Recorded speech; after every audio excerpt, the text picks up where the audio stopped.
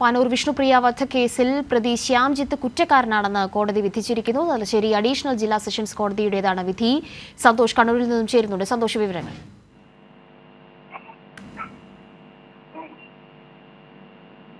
വിഷ്ണുപ്രിയ വധക്കേസിൽ ഇപ്പോൾ കോടതിയിൽ ജഡ്ജി മൃദുല ദേവി വിധി പറഞ്ഞുകൊണ്ടിരിക്കുകയാണ്.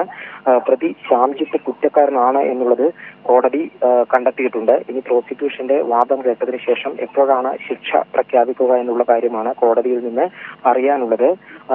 ഈ പ്രതി കുറ്റം ചെയ്തു എന്നാണ് ഈ വിചാരണക്കിടയിൽ കോടതി കണ്ടെത്തുകയും അത് ഇപ്പോൾ കോടതി വ്യക്തമാക്കുകയും ചെയ്തിട്ടുണ്ട്.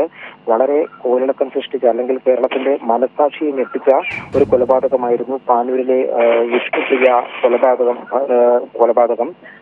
ഈ വിഷ്ണുപ്രിയയുടെ, പാനൂരിലുള്ള വിഷ്ണുപ്രിയയുടെ വീട്ടിൽ ആരുമില്ലാത്ത സമയത്ത് അതിക്രമിച്ചു കയറിയ പ്രതി ചുറ്റിക കൊണ്ട് വിഷ്ണുപ്രിയയെ അടിച്ചു വീഴ്ത്തിയതിനു ശേഷം കഴുത്തറുത്ത് കൊലപ്പെടുത്തുകയായിരുന്നു.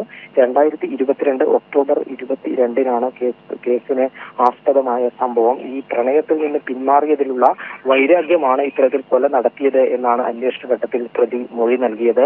ഈ നേരത്തെ തന്നെ ആസൂത്രണം നടത്തി ആയുധങ്ങളെല്ലാം ശേഖരിച്ചു വെച്ച് വിഷ്ണുപ്രിയ വീട്ടിൽ ഒറ്റയ്ക്കുള്ള സമയം കണ്ടെത്തി രാവിലെ ഏതാണ്ട് ഒരു 11 മണിയോടുകൂടിയായിരുന്നു ഈ വിഷ്ണുപ്രിയ മരിച്ചതായി കണ്ടെത്തിയത്. അതിനു മുൻപേ തന്നെ പ്രതി രാവിലെ തന്നെ വീട്ടിലെത്തുകയും ആരും ഇല്ല എന്ന് മനസ്സിലാക്കിക്കൊണ്ട് വീട്ടിൽ അതിക്രമിച്ച് കയറി ചുറ്റിക കൊണ്ട് തലക്കടിച്ച് വീഴ്ത്തുകയും പിന്നീട് കയ്യിലെ ബാഗിൽ കരുതിയിരുന്ന കത്തി ഉപയോഗിച്ച് കഴുത്തറുത്ത് കൊലപ്പെടുത്തുകയുമായിരുന്നു. ഏതായാലും ഈ കേസിൽ വളരെ വേഗത്തിൽ തന്നെ വിചാരണ പൂർത്തിയാക്കാനും ഇപ്പോൾ വിധി പറയുന്നതിലേക്കും എത്തിയിരിക്കുകയാണ്. 2023 സെപ്റ്റംബർ 21-നാണ് കേസിൽ വിചാരണ ആരംഭിച്ചത്. 7 മാസത്തിനകം തന്നെ വിചാരണ പൂർത്തിയാക്കി ഇപ്പോൾ കേസിൽ വിധി പറഞ്ഞിരിക്കുകയാണ്. ഇനി എന്താണ് ശിക്ഷ എന്നുള്ളതാണ് ഇപ്പോൾ ഇനി അറിയാനുള്ളത്.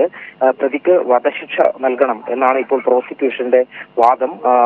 അത് എന്താണ് ശിക്ഷ എന്നുള്ളത് അറിയാൻ അല്പസമയം കൂടി കാത്തിരിക്കണം. ചിലപ്പോൾ ശിക്ഷാവിധി ഇന്ന് ഉച്ചയ്ക്ക് ശേഷമോ അല്ലെങ്കിൽ മറ്റൊരു ദിവസത്തേക്കോ മാറ്റിവെക്കും എന്നുള്ളതാണ് മനസ്സിലാക്കുന്നത്. ഏതായാലും ഈ 73 സാക്ഷികളെയാണ് ഈ കേസിൽ വിസ്തരിച്ചത്. ഈ പ്രോസിക്യൂഷന് വേണ്ടി പബ്ലിക് പ്രോസിക്യൂട്ടർ കെ അജിത് കുമാറാണ് ഹാജരായത്. ഏറ്റവും പ്രധാനം ഇതിൽ ദൃക്സാക്ഷികളില്ലാത്ത ഇത് എന്നാണ്. അത് ഈ സമയത്ത് ആരും അവരുടെ വീട്ടിൽ ഉണ്ടായിരുന്നില്ല. എന്നാൽ മറ്റ് തെളിവുകൾ, അതായത് ശാസ്ത്രീയമായിട്ടുള്ള തെളിവുകൾ ഉൾപ്പെടെ കേസിൽ വളരെയധികം നിർണായകമായിട്ടുണ്ട്.